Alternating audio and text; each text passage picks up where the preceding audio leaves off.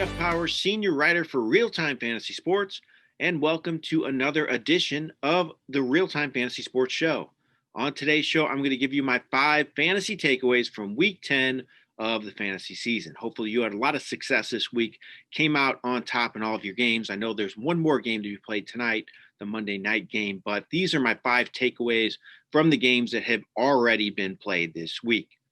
My first takeaway, Nick Chubb is one of the best backs in all of football.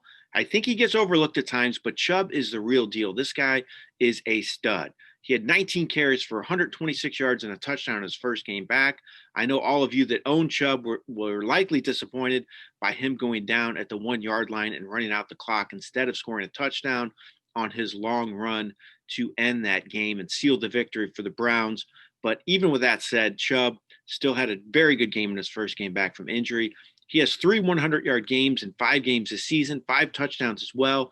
This guy gets it done. And just 2 stats that I think jump out to me, advanced stats for Chubb. He is top 10 in all of football in 2 categories that are very important when you look at rushing numbers. Chubb averages 2.6 yards per carry after contact, which is 5th best in all of football, but he also averages 3.5 yards per carry before contact, which is 6th best in all football. So he gets it done before and after contact. He is a complete back, one of the best in the entire game. This guy is going to be a good one for years to come. My number 2 takeaway is keep an eye on the weather. We saw it this week. The weather really impacted a lot of games. There was a ton of wind and rain in games up east and the Midwest, the upper Midwest and East as well, really impacted games. There were 8 quarterbacks that threw for fewer than 200 passing yards and just 6 100-yard receivers this week.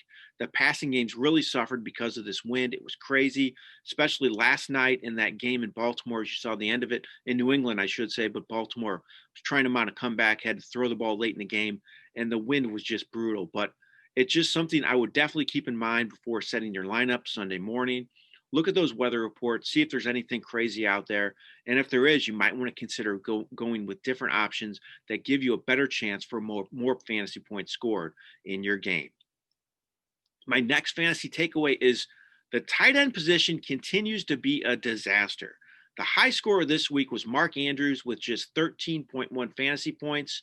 Some guy named Pharaoh Brown was 7th in tight end scoring with 10.1 points.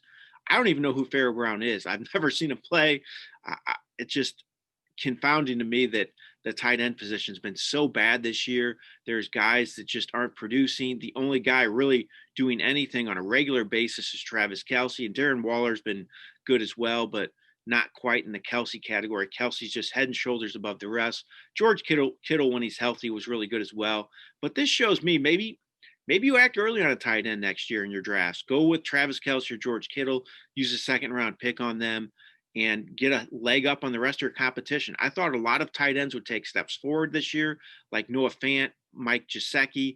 That hasn't been the case, though. It's been a super, super top-heavy position with Kelce leading the way. So just something to keep in mind in your drafts next year. The tight end position is killing a lot of teams this year, and if you have Kelce, you likely have a big advantage over the rest of the teams in your league. My number 4 takeaway is DeAndre Swift is going to be a huge difference maker the rest of the way for fantasy teams. He finally got to start week 10, started over Adrian Peterson. He had 149 total yards and a score. He had 5 catches for 68 yards. Those were both season highs for Swift. He showed his dual threat ability as both a rusher and receiver. He also had 16 carries in this game, which was a season high. I think he's going to be a huge, huge player the rest of the way. Could be a big-time difference maker for fantasy teams. If you drafted Swift and you were disappointed in his early season production, hopefully you held on to him because I think he's going to be a big-time fantasy stud the rest of this season.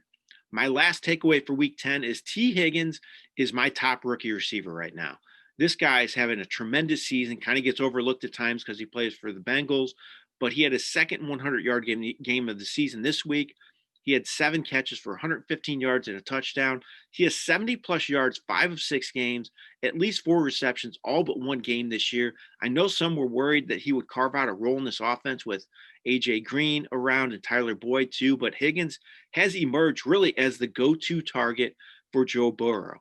And this is bodes well for Higgins going forward because Burrow is going to be that franchise quarterback for years to come. And Higgins looks to be a huge part of this offense, an offense that likes to throw the ball. I expect continued success from Higgins this year and going forward as a top fantasy receiver for years to come.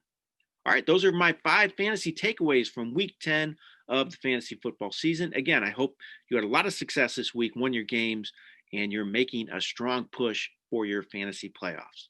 This has been Jeff Paur for RealTime Fantasy Sports. Have a great day.